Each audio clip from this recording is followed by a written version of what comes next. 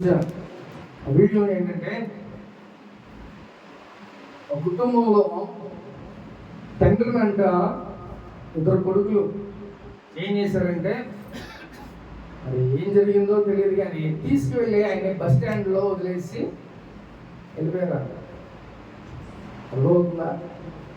ఏం చేశారంట, తన తండ్రిని తీసుకెళ్ళి బస్ స్టాండ్లో వదిలేసి వెళ్ళిపోయారు. మరి ఆ సిచ్యువేషన్ ఏంటో మనకైతే తెలియదు కానీ వాళ్ళ తండ్రిని ఇద్దరు కొడుకులు తీసుకువెళ్ళి ఆ ఊర్లో ఒక దూరంలో ఉన్న బస్ స్టాండ్లో వాళ్ళ తండ్రిని వదిలేసేసి వచ్చేసారంట. వచ్చేస్తే ఆ బస్ స్టాండ్ వాళ్ళ కొనుక్కొని ఉన్నాడంట ఆ వ్యక్తి.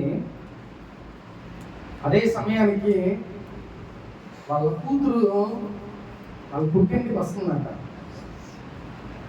కారులో వస్తా గౌక్కునే అటు చూసిందంట బస్ స్టాండ్. అంటే కన్ను నార్మల్గా మనం కారు ఏదో బయట చూస్తూ ఉంటాం కదా, బస్ స్టాండ్లో చూస్తే పాప వాళ్ళ నాన్న బస్ స్టాండ్లో కొనుక్కొని ఉన్నాడంట. ఇక కూతురు ఆగలేక కారు ఆపి వాళ్ళ నాన్నే తీసుకుని కారులో ఎక్కించుకొని ఏడుస్తా తీసుకొని ఇంటికి వెళ్ళే దృశ్యాలు అది వీడియో తీసి అది కొంచెం వైరల్ అయ్యింది ఆ యొక్క వీడియో. అయితే ఫాదర్స్ డే ఈ రోజే అని తెలియక పాపం 3 రోజుల క్రితమే వదిలేసి ఉంటారు, లేదా నాన్నతో ఫోటో పెట్టుంటారు. అయితే కన్న తండ్రి అంటే ఎంత కష్టపడతారంటే కుటుంబంలో మెయిన్ రోల్ ఆయనే. చాలామంది కొడుకులు ఏం చేస్తారో, చాలామంది యవనస్తులు ఏం చేస్తారో, my daddy is my hero అని వెనక రాసుకుంటూ ఉంటారు. తీరా ఇంటికాడ చూస్తే నాన్న మాటేనో, నాన్న సరిగ్గా చూసుకో, నాన్ని ఒక విలన్గా మనం చూస్తూ ఉంటాం.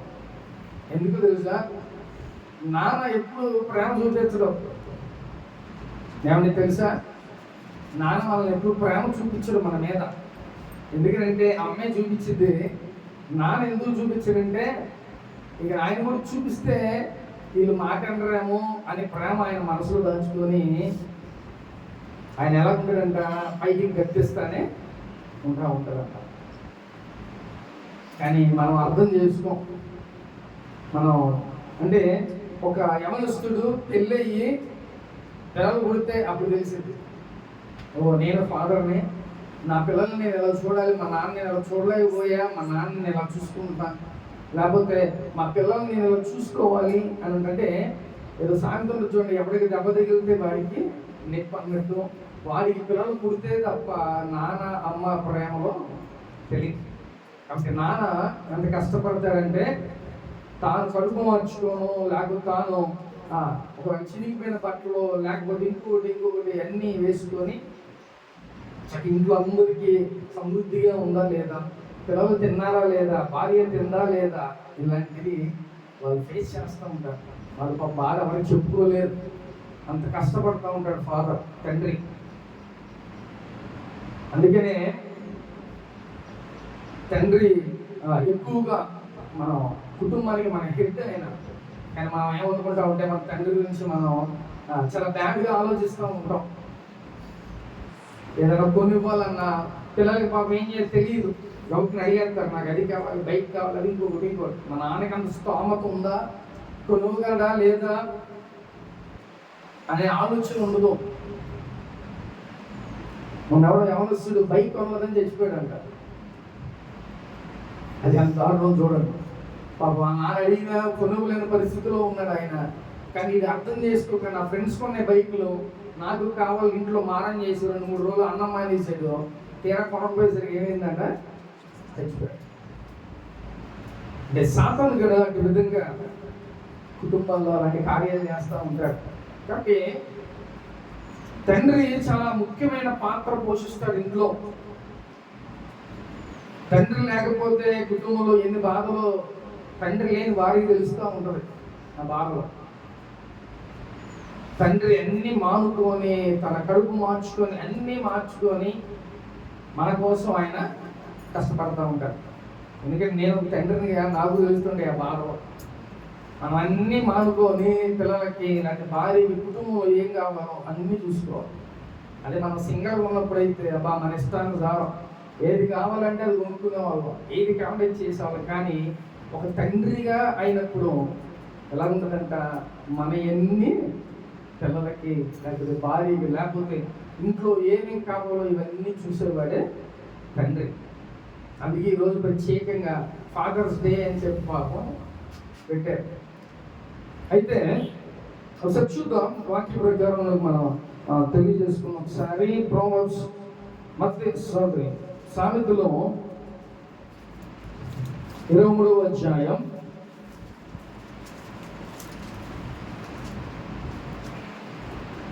24 నుంచి చదువు.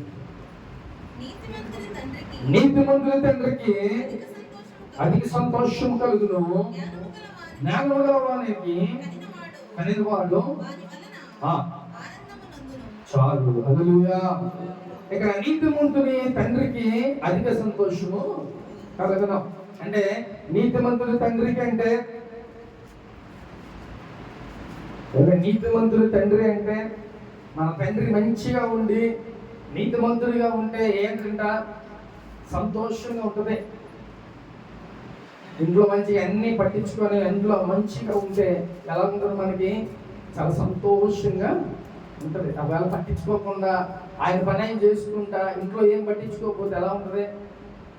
కానీ నీతిమంతులు ఎలాగుంటారంటే చక్కగా సింహము వలె ఉంటారు. అంటే ఏ కొదువు వాళ్ళకు ఉండదు, దేవుడు వాళ్ళకి ఎలాంటి కొదువు కూడా చేయకుండా ఉంటాడు. కాబట్టి నీతిమంతుని తండ్రికి అధిక సంతోషము కలుగును. తన పిల్లలు మంచిగా ఉండాలని ఆశపడుతూ ఉంటారు తండ్రి. తండ్రి ఎంత చెడ్డగా ఉన్నా, తండ్రి ఒకవేళ తాగుబోతైనా లేకపోతే తండ్రి ఎలాంటి వ్యసనపరుడైనా సరే ఆయన ఎలా ఉంటాడంట, నా పిల్లలు బాగుండాలని అనుకుంటాడు. నేను తాగుతున్నా, నా పిల్లలు కూడా తాగాలి అని అనుకుంటారు ఎవరైనా. ఆయన పాడైపోతూ ఎలా ఉంటుందంటే కొవ్వొత్తు కరిగిపోయి ఎలాగా ఒక వెలుగుని ఇస్తుంది. అలాగే తండ్రి కూడా అంతే. ఒకవేళ ఆయన ఏ స్థితిలో ఉన్నా నా పిల్లలు నాకన్నా ఒక గొప్ప స్థితిలో ఉండాలి అని అనుకుంటాడు. ఒక వృక్ష ఆయన ఏమనుకుంటాడు తెలుసా, నేను వృక్ష దొరుకుతున్నా, నా పిల్లలు ఏం చేయాలంట, ఆటో అన్నా కనీసం ఒకవేళ కారు తోలాలి అని ఆశ కాకపోయినా వృక్షాన్ని దొరుకుతున్నా కాబట్టి వృక్ష కన్నా ఒక వ్యక్తి అధికంగా కనీసం ఆటో తోలితే అన్నా బాగుంది నా కొడుకు అని అనుకుంటా ఉంటారు. ఎవరైనా అదే పరిస్థితి, ఎవరు ఏ పరిస్థితుల్లో ఉన్నా ఆ పరిస్థితుల్లో ఉన్న మనుషులు ఏమనుకుంటారంటే, నాకన్నా నా పిల్లలు ఒక మెట్టు కొంచెం హైలో ఉంటే చూడాలని ఆశపడతారని అనుకుంటా ఉంటారు చాలా మంది. అందుకనే పిల్లలు కూడా చాలా యథార్థంగా నీతిమంతులుగా ఉంటే తల్లిదండ్రులకి అంత సంతోషంగా వేరేదేం లేదు. ప్రేమ కూడా నా పిల్లలు సంపాదించకపోయినా పర్లా, నాకు కొంచెం మంచి పేరు తెచ్చి పెడితే చాలు అని అనుకుంటా ఉంటారు తండ్రులు కదా. రూపాయి ఇవ్వటం పక్కన పెట్టండి, ఆ రూపాయి ఇవ్వకపోయినా ఎలా ఉంటుందంటే ఆయన పరువు తీసేస్తూ ఉంటాం. మనం అతి విధంగా ఉండకూడదు. దేవుని బిడ్డలంగా దేవుని పిల్లలంగా దేవునికి మనం ప్రతి ఆదివారం ఆయన ఆరాధన చేస్తున్నాం, ఆయన సంఘానికి వస్తున్నాం. మంచిగా మనం నీతిమంతులుగా మనం ఉండాలి. అప్పుడు దేవునికి కూడా చాలా సంతోషంగా ఉంటుంది. దేవుడు మనల్ని ఎలా ఉండాలని కోరుకుంటాడు అంటే నీతిమంతులుగా ఉండాలని ఆయన కోరుకుంటున్నాడు. నువ్వు యథార్థంగా లోకంలో ఉండాలని ఆశపడుతున్నాడు. మన తండ్రి ఎలాగైతే కోరుకుంటున్నాడో అలాగే నీ తండ్రి కూడా అలాగే కోరుకుంటాడు. నా పిల్లలు నీతిమంతులుగా ఉండాలి, ఎవరికి కూడా హాని చేయకూడదు, వాడి వల్ల ఎవరికి బాధ కలగకూడదు, వాడు మంచి ఒక పొజిషన్లో ఉండాలని తండ్రి ఎప్పుడు కూడా కోరుకుంటూ ఉంటాడు. కాబట్టి పిల్లలుగా మన బాధ్యత ఏంటో తెలుసా? అది ఒకవేళ ఆడపిల్లలు అవ్వచ్చు, మగపిల్లలు అవ్వచ్చు, మన బాధ్యత ఏంటంటే మన కన్నా తండ్రికి మనం మంచి గౌరవం ఇవ్వాలి, ఆయన పేరును మనం నిలబెట్టేవారులాగా. అప్పుడు సమాజంలో చాలామంది తండ్రులు ఏమనుకుంటారు, మా నాన్నగారు అయితే నేను డిగ్రీ చదివి ఖాళీగా ఉన్న టయాల్లో పిచ్చి తిట్లు ఇప్పేవాళ్ళు. కానీ ఇప్పుడు సేవకుడు అయిన తర్వాత మన గురించి గ్రేట్గా చెప్తూ ఉంటాడు. అది నేను చెప్పమని చెప్తానా? ఎక్కడికి వెళ్ళినా నా పిల్లలు ఎక్కడికి వెళ్ళినా దేవుడు ఎన్నో కార్యాలు ఆయన ద్వారా చేసుకున్నాడు. కొన్ని వందల కుటుంబాలు ఆయన కోసం వెయిట్ చేస్తాని అనే మాట ఎంత బాగుంటుందండి. అది నేను చెప్పమన్నానా? కానీ మా నాన్నగారు అలాగా పిల్లల గురించి తల్లిదండ్రులు కూడా అరే ఒక రూపాయి ఇవ్వకపోయినా పర్వాలేదు నా పిల్లలు, కానీ మంచి పేరు, మాకు మంచి పేరు కలిగి మాకు ఎలాంటి హానికరం కాకుండా, మనకు ఎలాంటి ఇబ్బందికరంగా లేకుండా ఉండాలి అని ఆశపడతారు మన తల్లిదండ్రులు. కాబట్టి పిల్లలమైన మనం మన తండ్రికి ఇవ్వాల్సిన గౌరవం, ఇవ్వాల్సిన ప్రేమ అన్నీ మనం నేను మొన్న ఎండ దెబ్బ తగిలితే సెలైన్ పెట్టించుకున్నా ఇంట్లోనే. నిజాలు మన డెలివరీ ఉంటే సెలైన్ పెట్టించుకుంటే మా బుడ్డుడు మామూలుగానే ఉంటాడు, కానీ సెలైన్ పెట్టిన తర్వాత వాడి కొంచెం ప్రవర్తన మారింది ఏంటో. సెలైన్ పెట్టగానే ఇక నా కాళ్ళ దగ్గరే కూర్చున్నాడు, కూర్చొని నా కాళ్ళు నొక్కుతున్నాడు. నేను చెప్పాలి అసలు ఆ విషయాలన్నీ బాగా ఉపయోగేసరికి నా కాళ్ళ దగ్గర కూర్చొని కాళ్ళు నొక్కుతున్నాడు. లేకపోతే ఎంతవరకు అయిందని చూస్తున్నాడు. ఎంత టైం పట్టింది డాడీ అన్నాడు. అర్ధరాత్రి 2 వరకు అలాగే కూర్చున్నాడు. అంటే చూడండి, అంటే కొంచెం ప్రేమ ఉంటుంది. అంటే సమయంలో మనం ఎప్పుడు చూపించవసరలా మన తండ్రి మీద. వాడంటే మామూలుగా ఎప్పుడు నార్మల్గా ఉంటాడు, కానీ బాగుపోయేసరికి ప్రేమ అనేది బయటపోయాడు. వాడు కూర్చొని నైట్ అంతా 2 వరకు పాపం నిలుపుగానే ఉన్నాడు. అంటే తండ్రి మీద మనకి ఎప్పుడు ప్రేమ అనేది కాపాడుకోవాలంటే చూపించాల్సిన టైంలో మనం చూపించాలి. కానీ బయట వాళ్ళు ఎవరన్నా మన నాన్నగారిని అంటే మనం ఊరుకుంటామా? మన నాన్న మనకి హీరో. ఎందుకంటే ఆయన ప్రేమ చూపించడం లోపల ఉంటుంది. ఆ ప్రేమని బయటికి చూపించడం. కాబట్టి పిల్లలైన మనం ఏం చేయాలంట? మన తండ్రికి మన గౌరవం ఇవ్వాలి కంపల్సరీగా. మనం కాకపోతే ఎవరు ఇస్తామంటే? పిల్లలైన మనమే మన పరువు, మన నాన్న తల్లిదండ్రులు పరువు తీసేస్తే బయట వాళ్ళు ఇస్తారా మన గౌరవం? ఎవరు? మన పిల్లలైన మనమే మన తండ్రికి ఇవ్వాల్సిన గౌరవం మనం ఇవ్వాలి. మన ద్వారా గౌరవం రావాలి. కాబట్టి ఈ లోకంలో మనం యథార్థంగా మంచిగా నీతిమంతులుగా ఉండాలని నీ తండ్రి కోరుకుంటాడు. అలాగే మన అందరం కూడా నీతిమంతులుగా ఉండాలని మన దేవాది దేవుడు కోరుకుంటున్నాడు. నువ్వు మంచిగా నీతిమంతులుగా ఈ లోకంలో బ్రతకాలని దేవుడు రోజులతో మాట్లాడుతున్నాడు. నీ తండ్రి ఎదుట, అలాగే నా దేవుడి ఎదుట కూడా నువ్వు నీతిమంతులుగా ఉండాలి. నీతిమంతులు ఎలా ఉంటారంట? గర్జించు సింహము వలె ఉంటారు. ఎందుకని అలా ఉంటారు నీతిమంతులు? వాళ్ళు ఏ తప్పు చేయరు, వాళ్ళు ఎలాంటి వాళ్ళ దగ్గర మిస్టేక్స్ అయినా ఉండవు. కాబట్టి ఎవరైనా అంటే ఊరుకుంటారండి. మనం ఏదైనా తప్పు చేస్తే భయపడాలి ఎవరికైనా.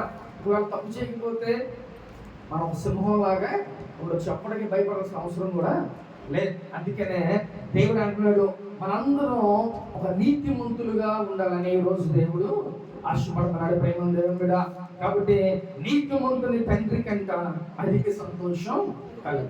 మన పిల్లలు నీతిమంతులుగా యథార్థంగా మంచిగా ఉంటే మన తండ్రికి ఎలా ఉంటుందంట? సంతోషంగా. అందుకని మనం రూపాయి ఇవ్వకపోయినా పర్లా, మన తండ్రికి సంతోషాన్ని మనం ఇవ్వాలి. మన ద్వారా రూపాయి రాకపోయినా పర్లా, మన మంచి పేరుని వాళ్ళకి తీసుకొచ్చేలాగా ఉండాలి. చూద్దాం తర్వాత. జ్ఞానం గల వారిని కనిన వాడు వాని వలన ఆనందపడుతుందో. మన పిల్లలు పుట్టగానే మనం ఏమనుకుంటాం? ఆ పిల్లల్ని అది చేయాలి, అది అలా అవ్వాలి, ఇలా అవ్వాలని చాలా ఆశలు పడతా ఉంటారు. ఆ ఆశలు మనమే ఏం చేస్తామంట? కుప్పలు చేస్తాం. వాళ్ళు పాప ఏదో అనుకుంటారు, మంచిగా మన పిల్లలను ఒక రేంజ్లో ఉంచాలి అంటే, మనం ఆ స్థితిలో లేకపోయినా ఉన్నత స్థితిలో మన పిల్లలు ఉండాలి అని ఆశపడతారు, చాలా కష్టపడతారు. కానీ ఆ కష్టానికి తగ్గట్టుగా మనం ఉండలేకపోతే. కాబట్టి ఒకవేళ మన జ్ఞానం కలిగి ఉన్నాం అనుకో, మన జ్ఞానం కలిగి ఉంటే ఏమంటారు? చాలా కొంతమంది తల్లిదండ్రులు ఏమంటారు తెలుసా? మా పిల్లలు చాలా జ్ఞానవంతులండి, చాలా టాలెంటెడ్ పర్సన్స్, వాళ్ళు ఏదైనా చేయగలరు, వాడు ఎలాగైనా బ్రతుకుతాడు, వాళ్ళు ఎలాగైనా ఉంటారు అనే మాట చెప్తా ఉంటారు. అందుకనే జ్ఞానము కలిగిన వారిని కనిన వాడు వారి వలన ఆనందము. పిల్లలు మంచి టాలెంటెడ్గా మంచి జ్ఞానం కలిగి ఉన్నారనుకో, వాళ్ళు చూసి తండ్రి చక్కగా సంతోషం ఆనందంగా ఉంటాడు. హల్లెలూయా. కాబట్టి ఈరోజు మన తండ్రి కూడా అలాగే మనల్ని ప్రేమిస్తున్నాడు. యేసు ప్రభువారు ఆయన మనం ప్రేమించబట్టే ఈ లోకానికి వచ్చి తనకు తాను బలిగా అర్పించుకున్నాడు. తన శరీరం దున్నబడింది, రక్తాన్ని కార్చాడు, అలాగే మన కొరకు ఆయన సిలువలో వర్ణించాడు. ఇదంతా మనం ప్రేమించబట్టే ఆయన ఆ స్వరూపంలో మనం చేసుకున్నాడు. దేవుడు చక్కగా ఆ మట్టిని తయారు చేసి ఒక బొమ్మగా చేసి ఆయన స్వరూపంలో చేసుకున్నాడు. అలా చేసుకున్నాడు కాబట్టి దేవుడు ముఖ్యంగా మనం అందరం సంతోషంగా ఉండాలి, మనం చక్కగా యథార్థంగా ఉండాలి, ఈ లోకంలో నీతిమంతులుగా ఉండాలి అని ఆయన కోరుకుంటాడు. ప్రేమ దేవుడా, అందుకనే మన తండ్రికి మనమంటే ఇష్టం కాబట్టి దేవుడు ఈ లోకానికి వచ్చి మన కోసం సర్వాన్ని ఆయన దారపోసాడు. అనుకున్న మహిమని, అనుకున్న ఐశ్వర్యాన్ని, తనకున్న ఆ యొక్క సింహాసనాన్ని అన్నిటిని వదిలేసి ఈ లోకానికి ఆయన నీ కోసం నా కోసం వచ్చాడు. అంటే అంతగా మనల్ని దేవుడు ప్రేమిస్తున్నాడు. నువ్వు కూడా నీ తండ్రిని నువ్వు ఎలాగ ప్రేమిస్తున్నావో అలాగే నీ దేవుని కూడా నువ్వు అలాగే ప్రేమించాలి. ప్రేమ దేవుడా, హల్లెలూయా. కాబట్టి ఇక్కడ తండ్రి ఎలా ఉంటాడంట, నా పిల్లలు నీతిమంతులుగా యథార్థంగా ఉంటే ఆయనకున్న సంతోషం ఇంకెవ్వరికి కూడా ఇంట్లో రూపాయలు లేకపోయినా పర్లా, కానీ నా పిల్లలు బాగుంటే నాకంటూ ఒక మాట రాకోకుండా చేస్తే తండ్రి అయిన వాళ్ళు ఎలా ఉంటారంట, చాలా సంతోషంగా ఈ లోకంలో జీవిస్తారు. ప్రేమ దేవుడా, హల్లెలూయా. చూద్దాం ఒకసారి అదే సామెతల గ్రంథం 27వ అధ్యాయం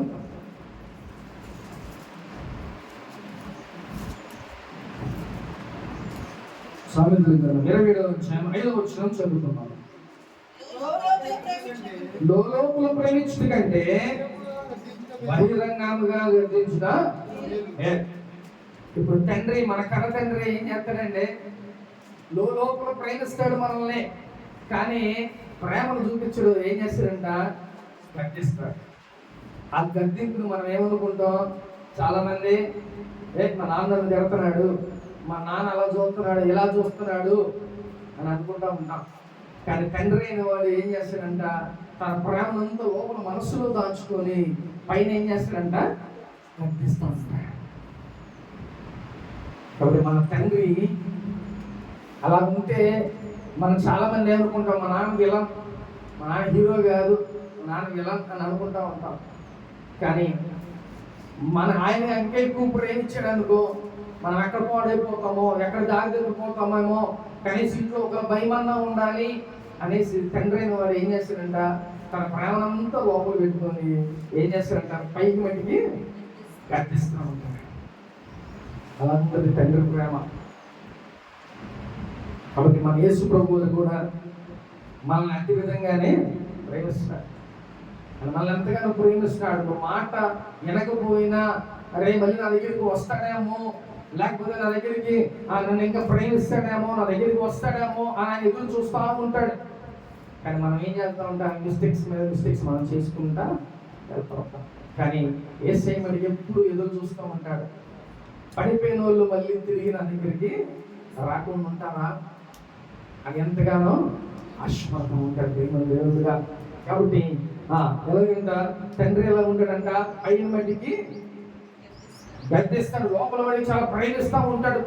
తన పిల్లలు ఎంతగానో ప్రేమిస్తూ బయటికి మడికి ఏదో గద్దిస్తున్నట్టుగా ఉంటాడు.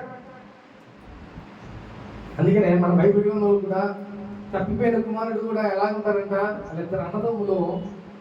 చిన్నవాడు ఏం చేస్తాడంటే, నా ఆస్తి నాకు పంచి, అంటే ఈడేదో సంపాదించినట్టుగా ఏమంటాడంట, నా ఆస్తి నాకు పంచి, కష్టపడితే మన రూపాయి మనం సంపాదిస్తే రూపాయి మంది అయింది. కానీ ఏమంటాడంట చిన్న కుమారుడు, నా ఆస్తి నాకు ఇచ్చేసే నాన్న అనగానే వాళ్ళ నాన్న ఎంత చెప్పినా, ఎంత అరిచినా, లేకపోతే ఏం చేసినా కూడా వినకుండా ఏం చేశాడంట, తనకి కావాల్సిన ఆస్తి అంతా ఆయన ఇచ్చేసి పంపించేశాడు. అయితే ఆ యొక్క చిన్న కుమారుడు ఏం చేశాడంటే, తన స్నేహితులతో కలిసి జలస, ఏది పడితే లోకంలో ఎలా పడితే అలా తిరిగాడు, ఎలా పడితే అలా ఉన్నాడు. మనకి బెల్లం ఉన్నంత సేపు ఏమైందంట, వస్తుంది, ఒక లేకపోతే రా. కాబట్టి ఈ లోకంలో మనకు కూడా అంతే, డబ్బు ఉంటేనే మన స్నేహితులు వస్తారు, డబ్బులు ఉంటేనే మన చుట్టాలు వస్తారు, డబ్బులు ఉంటేనే మన బంధువులు మన దగ్గరికి వస్తారు, అక్కడ డబ్బులు లేకపోతే మన దూరం పెడతారు. ఇవన్నీ చాలా ఎక్స్పీరియన్సెస్ మనందరికీ. అందుకే నా చిన్న కుమారుడు ఏం చేశాడంటే, డబ్బులు ఉన్నాయి, మా నాన్నకన్నా నా ఫ్రెండ్సే నాకు ఎక్కువ అని భావించాడు. పాపం ఆ డబ్బులన్నీ అయిపోయిన తర్వాత అంట తన స్నేహితులు ఏం చేశారంట, ఒక్కడు కూడా రావట్లేదంట నా దగ్గరికి. ఆడేమో ఇల్లు విడిచిపెట్టి వెళ్ళిపోయాడు, డబ్బు అంతా తీసుకొచ్చాడు, లోపల అంతా ఖర్చు పెట్టేశారు. తన స్నేహితులు అంతా కలిసి నాశనం చేశారు డబ్బంతా. ఇప్పుడు స్నేహితులు ఏం చేస్తారంటే ఆ కనీసం వాడి దగ్గరికి కూడా వాడిని పలకరించడం కూడా లేదు. ఇప్పుడు వాడు ఏం చేయాలో అర్థం కావట్లా, ఇంటికి వెళ్ళటానికి లేదు, వీడు ఏం చేయాలో అర్థం కాక ఏం చేశాడంట, ఒక పని కోసం పందులు కాల్చుకునే వాడి దగ్గరికి వెళ్ళి నేను పని చేస్తానని చెప్పి ఆ పందులు కాయటానికి. అదే నువ్వు నీ తండ్రి ఇంటికాడ ఉంటే నువ్వు పని చేయకపోయినా నీకు కదా, నువ్వెంత కాలం నువ్వు అసలు పని చేయకపోయినా నీ తల్లిదండ్రులు చచ్చిపోయేంత వరకు నీకు పెడతానే ఉంటారు. అవునా కదా? మన పిల్లలు పని చేసినా చేయకపోయినా మన పిల్లలకి పెట్టాల్సిన బాధ్యత మనది కాబట్టి మనం పెడతానే ఉంటాం. అని ఎన్ని తిట్టినా ముద్దబడికి పెడతానే ఉంటారు తల్లిదండ్రులు. అయితే వీడు ఏం చేశాడంట, ఆ పందుల దగ్గర పనికి జాయిన్ అయ్యే పందులు మేపుతా వాడికి ఆకలేసి తట్టుకోలేక ఆ పంది తినే ఆ పొట్టు ఏదో ఉంటే దాన్ని తింటాం ఆరంభించాడు. అది తింటా అప్పుడు వాడికి ఆలోచన వచ్చిందంట, అయ్యో నా తండ్రి నేను అనవసరంగా విడిచిపెట్టి వచ్చేసానే, లేకపోతే నాకు ఈ గది పట్టేది కాదు, నా తండ్రి ఇంటి కాడ ఎంత సంతోషంగా ఉండేదో, నేను పని చేసినా చేయకపోయినంత హ్యాపీగా ఉండేదో నా తండ్రి ఇంటి కాడ అని చెప్పి అనుకుంటా బాధపడతా కన్నీరు కాలుస్తా. ఆడి పరిస్థితి ఎలా అయిపోయిందంటే బట్టలన్నీ చినిగిపోయినాయి, వాడే మురికిగా ఉన్నాడు, చూడటానికి అసహించుకునే వ్యక్తిలాగా ఉన్నాడు. అయితే ఆ టైంలో ఆయన ఆలోచించుకొని ఏం చేశాడు, నా కుమారుడు నా తండ్రి దగ్గరికి వెళ్ళిపోతే బాగుండు అని అనుకుని ఆలోచన చేసి కన్నీరు కాల్చి బాధపడతా ఏం చేశాడంటే తన తండ్రి దగ్గరికి వెళ్ళటానికి ప్రారంభించాడు. అయితే ఇక్కడ ఇంకో విషయం ఏంటంటే, పాపం తన తండ్రి కూడా ఎప్పుడు ఆయన గుమ్మం దగ్గర ఉండి ఎప్పుడైనా నా కొడుకు వస్తాడేమో చూస్తూ ఉంటారు. చూడండి తండ్రి ప్రేమ ఎలా ఉంటుందో, ఎప్పుడు నా కొడుకు వస్తాడేమో అంటే డబ్బులు తీసుకెళ్ళిపోయాడు, ఇక వాడు బ్రతుకుతాడు నాకెందుకులే అనుకోడు తండ్రి.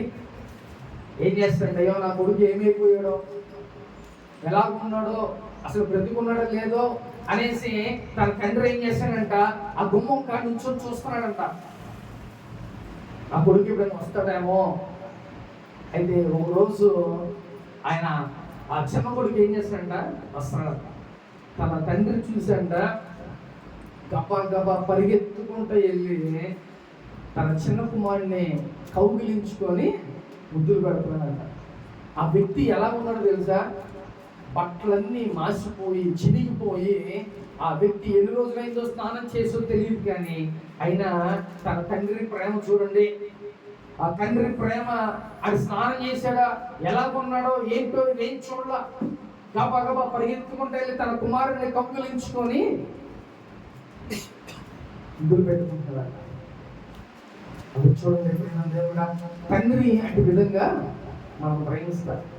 వెంటనే కౌగిలించుకొని తన పనివారిని పిలిచి ఏమన్నా తెలుసా, ముందు అర్జెంటుగా నీళ్లు ఏర్పాటు చేయండి, స్నానం చేయాలి నా పిల్లడు అని చెప్పి గబగబా స్నానం చేయించి కొత్త బట్టలు వేసి చక్కగా ఇంట్లో మంచి భోజనాన్ని. కాబట్టి తండ్రి ప్రేమ, ఒకవేళ మనం ధిక్కరించిన, ఒకవేళ తండ్రిని మనం వ్యతిరేకించిన, లేకపోతే మన తండ్రిని మనం అనరాని మాటలు అన్నా కూడా మన తండ్రిని బట్టి ఎప్పుడు మనం చూపించే ప్రేమ అలాగే ఉంటుంది. కాబట్టి ప్రేమ దేవుడా, ఆ యొక్క వ్యక్తి ఎలా ఉన్నా, ఏ స్థితిలో ఉన్న చిన్న కుమారుడు తండ్రి బయటికి చక్కగా కౌగిలించుకొని ఆయన్ని ప్రేమించి ఇంట్లోకి తీసుకొచ్చుకున్నారు. అలా ఉంటుంది తండ్రి ప్రేమ దేవుడా. కాబట్టి ఈరోజు మన యేసయ్య కూడా ఎట్ల విధంగా ఉన్నాడంట, మన కోసం ఈ భూలోకానికి వచ్చాడు. సమస్తాన్ని, ఆయన మహిమను, ఐశ్వర్యాన్ని, తన సింహాసనాన్ని అన్నిటిని విడిచిపెట్టి లోకానికి నీ కోసం నా కోసం వచ్చాడు. కాబట్టి ఆ తండ్రికి మనం ఎలా ఉండాలి, చక్కగా యథార్థంగా నీతిగా ఈ లోకంలో మనం బ్రతకాలి. ఏమన్నా మనకు అవసరమైతేనే, లేకపోతే మనకి ఏదైనా అనారోగ్యం వస్తానో మనం దేవుని దగ్గరికి పరిగెత్తుకుంటూ వస్తాం. నువ్వు ఏ స్థితిలో ఉన్నా, ఎలాగున్నా దేవుణ్ణి, ఆయన దగ్గర నువ్వు రావాలి, ఆయన నువ్వు ఎప్పుడు ప్రేమిస్తూనే ఉండాలి.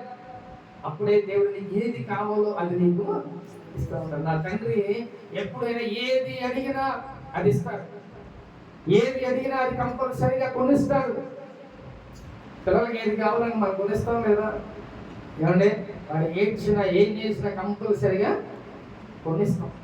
అలాగే మన దేవుడు కూడా నీకు ఏది అవసరమో ఆ అవసరాన్ని కంపల్సరీగా దేవుడు ఇస్తాడు. కానీ దేవుడు ఒకసారి ఆలస్యం చేస్తాడు. ఎందుకనంటే నీకంటూ కొన్ని గుణపాఠాలు నేర్పించాలని, నీకంటూ కొన్ని నువ్వు లెసన్స్ నేర్చుకుంటావు, నీకంటూ నీ బంధువుల గురించో లేకపోతే నీకంటూ నీ స్నేహితుల గురించో వీళ్ళ గురించి తెలియచేయాలని దేవుడు అలాగా చేస్తాడు. ఎందుకని మనుషులు నమ్ముకో, మాకు దేవుడిని నమ్ముకో. అందుకనే దేవుడు ఏం చేస్తాడంటే అనేక మంది విషయాల గురించి తెలుసుకోవడానికి మన దగ్గర డబ్బులు ఉంటేనే మన దగ్గరికి ఎవరైనా వస్తారు, లేకపోతే అక్కడ కూడా మన దగ్గరికి రా. కాబట్టి దేవుడు ఆలస్యం చేసినా కూడా కంపల్సరీగా కార్యం మన జీవితంలో దేవుడు చేస్తాడు. ఎందుకంటే మనల్ని ప్రేమిస్తున్నాడు. నువ్వు ప్రేమించినా ప్రేమించకపోయినా దేవుడు మరి ఎప్పుడు నిన్ను ప్రేమిస్తూనే ఉంటాడు. నీ ఏ అవసరం ఉన్న అవసరం దేవుడు కంపల్సరీగా ప్రొవైడ్ చేస్తూనే ఉంటాడు. ఆ అవసరత కంపల్సరీగా దేవుడు తీరుస్తూనే ఉంటాడు. కాబట్టి నా దేవుడిని నువ్వు కూడా ప్రేమిస్తే ఏం చేస్తాడంటే నిన్ను కూడా ఆ తప్పిపోయిన కుమారుడిని ఎలాగైతే తన తండ్రి కౌగిలించుకున్నాడో, ఎలాగైతే తన ఇంట్లోకి చేర్చుకున్నాడో, ఎలాగైతే సమృద్ధిగా ఆయనకి ఆహారం అవ్వచ్చు, వస్త్రాలు అవ్వచ్చు, అనేకమైనవన్నీ కూడా ఎలాగైతే ఇచ్చాడో నా యేసయ్య కూడా నీకు కూడా అట్టి విధంగా అనుగ్రహిస్తాడు. నువ్వు ఎలాంటి స్థితిలో ఉన్నా నీ తండ్రి నిన్ను ఎలాగైతే ప్రేమిస్తున్నాడో నా యేసయ్య కూడా నేను అట్టి విధంగానే ప్రేమిస్తాడు. కాబట్టి అన్ని విడిచిపెట్టేసి యేసయ్య దగ్గరికి వచ్చేస్తే యేసయ్య నిన్ను కూడా మంచిగా ఆయన కౌగిలించుకొని నీకు ఏ అవసరతలు ఉన్న అవసరతలు అన్నీ కూడా దేవుడు తగ్గిస్తాడు. కాబట్టి నువ్వు ఎవరెవరినైతే ప్రేమిస్తున్నావో, నీ తల్లిదండ్రుల్ని, లేకపోతే నీ యొక్క సహోదరుని, లేకపోతే నీ యొక్క అన్నదమ్ముల్ని నువ్వు ఎలాగైతే ప్రేమిస్తావో అలాగే నా యేసయ్యను కూడా నువ్వు అంతకన్నా ఎక్కువగా నువ్వు ప్రేమించాలి. ఎందుకంటే సమస్తం మనకి ప్రొవైడ్ చేసే, సమస్తం ఇచ్చేవాడు ఆయనే. కాబట్టి ఆయన మనం ఎక్కువగా మనం ప్రేమించేవారిలాగా ఈ లోకంలో ఉండాలి. ప్రేమ దేవుడు. హల్లెలూయా. కాబట్టి ఈరోజు మన తండ్రికి మనం ఎలా అనుకుంటున్నాం? నీ కన్న తండ్రికి లేకపోతే ఆ యేసయ్యకి నువ్వు ఎలా అనుకుంటున్నావో ఒకసారి ఆలోచించు. నువ్వు ఎలా ఉన్నావంట? నువ్వు ప్రేమించకపోయినా లేదా నువ్వు సంపాదించకపోయినా తల్లిదండ్రులకి మనం ఎలాగంట బ్యాడ్ నేమ్ అనేది తీసుకురాకూడదు, మంచి పేరును మనం తీసుకురావాలి. దేవుడుగా అటు విధంగా ఉండాలని దేవుడు కోరుకుంటాడు. తల్లిదండ్రులు ఫస్ట్ ఆఫ్ ఆల్ నువ్వు విధేయత కలిగి జీవించాలి. బైబిల్లో ఒక మాట ఉంది, నీ తల్లినైనా నీ తండ్రినైనా కొడితే హఠాత్తుగా మరణిస్తావు. నీ తల్లిని నీ తండ్రిని నువ్వు ఏం చేయాలంట? సన్మానించాలి. ఇది 10 ఆజ్ఞల్లో ఒక ఆజ్ఞ. కానీ తల్లినైనా తండ్రినైనా మనం చేసుకుంటే ఏమైందంట? స్పాట్ డెడ్ అంట. అంటే అకస్మాత్తుగా మరణం అనేది మనకి, అంటే తల్లిదండ్రులు దేవుడు అంటే ఒక రేంజ్లో ఆయన్ని ఉంచాడు. వాళ్ళు మంచిగా చూసుకోవాలి, వాళ్ళు మంచిగా మృదువు వచ్చే వరకు ఎత్తుకున్న వాడు నేనని దేవుడు చెప్తున్నాడు. కాబట్టి ఆయన ఒకవేళ తల్లిదండ్రులకు ఒకవేళ ఏజ్ వచ్చేసినా వాళ్ళని చూసుకునే బాధ్యత ఎవరిదంట? పిల్లలదే. రేపు నువ్వేమవుతావు? సర్కిల్ అది మళ్ళీ నువ్వేమవుతావు? నువ్వు ముసలుడు అయిపోతావు, నువ్వు ముసలిదానం అయిపోతావు. అప్పుడు నేను నీ పిల్లలు చూస్తారా? అందుకనే ప్రేమ దేవుడు ఏది విద్దుతావో అదే వస్తావు. మాట గుర్తుపెట్టుకోండి, నువ్వేది చేస్తావో అదే మళ్ళీ నీకు తిరిగి వస్తాయి. తల్లిదండ్రులు మంచిగా చూసుకో, అప్పుడు నీ పిల్లలకు కూడా నేను అదే విధంగా చూసుకుంటారు. ఎప్పుడు బలం మన దగ్గర ఉండదు, ఎప్పుడు ధనం మన దగ్గర ఉండదు, ఎప్పటికప్పుడు అది వెళ్ళిపోతూనే ఉంటుంది. మన బలం రోజు రోజు అది క్షీణించిపోతూనే ఉంటుంది కదా. ఒక సంవత్సరం పెరుగుతుంటే మనం ఏమైనా యవ్వనంగా ఉంటామా? యవనస్తులు వాళ్ళు కూడా ముసలోళ్ళు అవ్వాల్సిందే. కాబట్టి ఈరోజు ఫాదర్స్ డే కాబట్టి మన తండ్రిని మనం గౌరవించండి. మన తండ్రిని మనం మంచిగా వాళ్ళు ఏ స్థితిలో ఉన్నా వాళ్ళు మంచిగా చూసుకోవాలి. చూడండి, ఆ ఇద్దరు కొడుకులు తన తండ్రి తీసుకెళ్ళి బస్ స్టాండ్ అంటే పాపం అప్పుడు దాకా కష్టపడి పెంచి తిండి పెట్టి అన్నీ చేశాడు.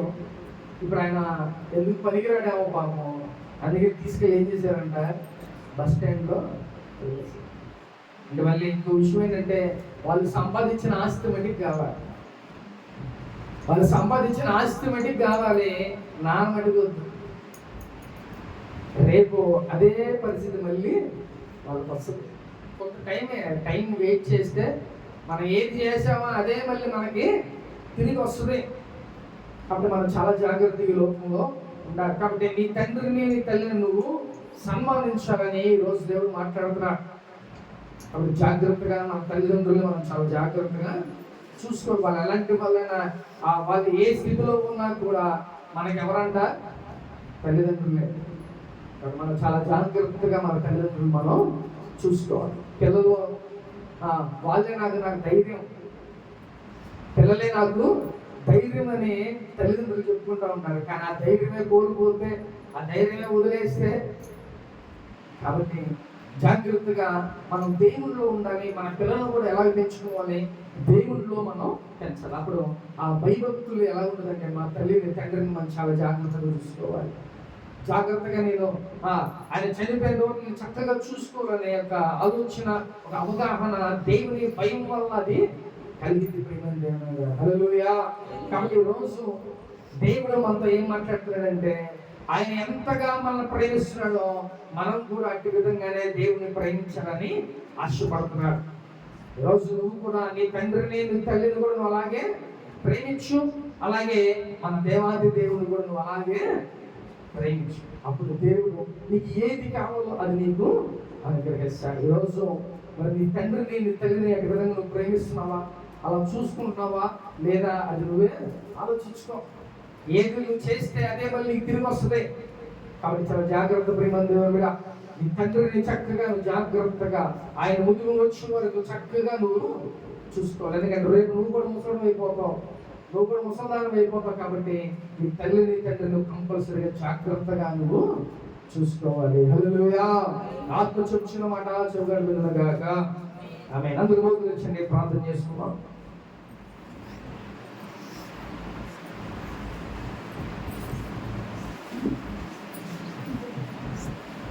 స్తోత్రములు అయినా స్తోత్రములు స్తోత్రములు స్తోత్రములు. వచ్చిన ప్రార్థన చేసుకోండి. దేవా నా తండ్రిని నా తల్లిని చక్కగా చూసుకుంటాను. ఒకవేళ వ్యతిరేకంగా ఉంటున్నానేమో